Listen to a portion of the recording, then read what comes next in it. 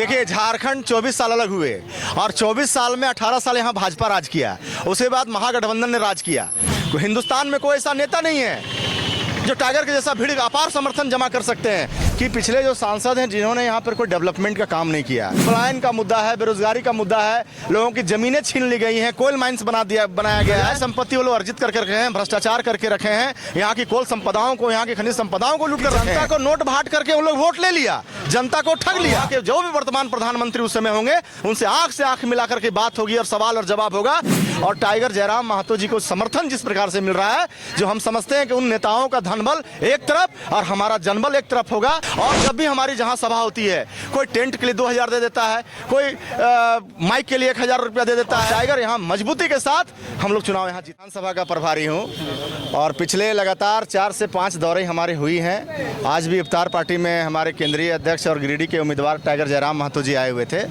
और निश्चित रूप से गिरिडीह कोयला का माइंस है यहाँ पर, लेकिन पिछले जो यहाँ सांसद, जो जनता यहाँ, जो जनमानस की जो आवाज़ आ रही है कि पिछले जो सांसद हैं जिन्होंने यहाँ पर कोई डेवलपमेंट का काम नहीं किया, क्योंकि पिछले यहाँ जो सांसद से आजसू के सांसद थे और भाजपा के साथ उनका गठबंधन था, केंद्र में उनकी सरकार थी, तो यहाँ पर कोई तरह का मुद्दे आपको जो दिखेंगे वो सारे के सारे मुद्दे और गंभीर हो गए। पलायन का मुद्दा है, बेरोजगारी का मुद्दा है, लोगों की ज़मीनें छीन ली गई हैं, कोल माइंस बनाया गया है, लेकिन यहाँ के जो रैयत है उन लोगों को वहाँ पर रोजगार नहीं दिया गया है, जो अहम मुद्दा गिरिडीह में देखा गया है। एक और सवाल है, गिरिडीह में जेबी कैसे जेल कैंप को क्या मुसीबत का सामना देखने को मिल सकता है दूसरे पार्टी के विरोध में? देखिए, जेल कैंप हमारे साथ जनता खड़ी है, हमारे साथ झारखंड के गिरिडीह लोकसभा क्षेत्र के यहाँ नौजवान, किसान, माताएं, बहनें, सारे दल, सारे जात और जमात के लोग खड़े हुए हैं। हमारे पास सामना आएंगे क्योंकि यहाँ पर धन बल का बहुत दुरुपयोग होगा, क्योंकि यहाँ का जो सांसद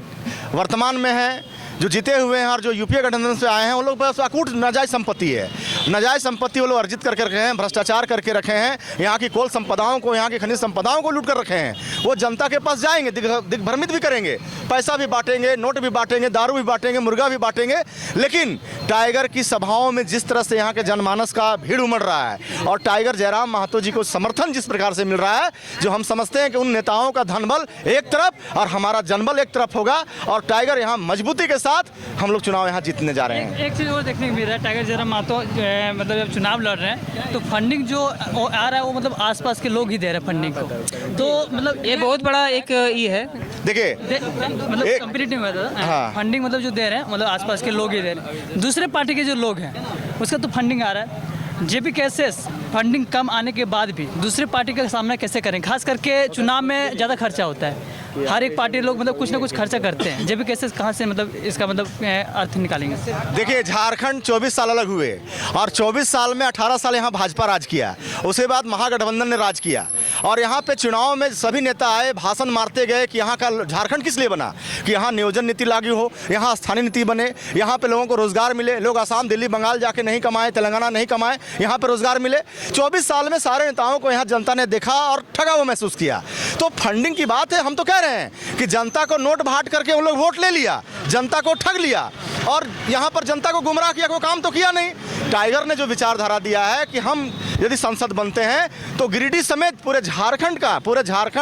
40% खनिज संपदा पूरे देश को देता है, तो 40% खनिज संपदा में झारखंडियों का क्या अधिकार है? टाइगर ने ये कहा है कि आप हमें दिल्ली के संसद भवन में भेजते हैं तो हम निश्चित रूप से आपकी आवाज़ को वहाँ सदन के पटल पर रखेंगे और वहाँ के जो भी वर्तमान प्रधानमंत्री उस समय होंगे उनसे आंख मिलाकर के बात होगी और सवाल और जवाब होगा कि झारखंड का 40% खनिज संपदा जब पूरे देश में जाता है तो झारखंड पर 40 मिनट का बहस क्यों नहीं, झारखंड के रोजगारों पर बहस क्यों नहीं, झारखंड के पलायन विस्थापन पर बहस क्यों नहीं, ये टाइगर सवाल करेंगे। जहां तक फंडिंग की बात आपने कहा, मैं आपको साफ साफ कहना चाहता हूं कि हमारा गठबंधन जनता के साथ है और जब भी हमारी जहां सभा होती है, कोई टेंट के लिए 2000 दे देता है, कोई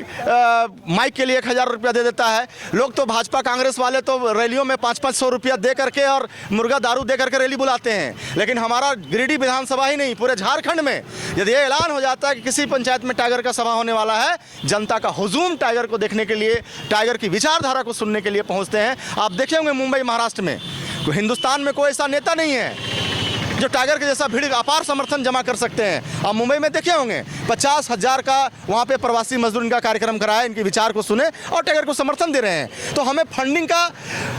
कोई कॉर्पोरेट घराने से जरूरत नहीं है, कोई बिजनेसमैन से जरूरत नहीं है, क्योंकि ये भाजपा कांग्रेस वाले लोग जो आते हैं गठबंधन, चाहे इंडिया गठबंधन या इंडिया गठबंधन वाले लोग, ये बड़ी बड़ी कंपनियों से चंदा लेकर के आते हैं और चुनाव जीतने के बाद फिर उन्हीं के लिए काम करते हैं। और हम लोग जनता के साथ गठबंधन है, जनता हमें 5 रुपया, 10 रुपया, 50 रुपया दे रही है, उसी से हम लोग चुनाव लड़ेंगे और निश्चित रूप से हमको लगता है कि हम लोग कामयाबी आएंगे और टाइगर संसद बनेंगे। धन्यवाद दादा, बहुत थैंक यू, जोहार। धन्यवाद।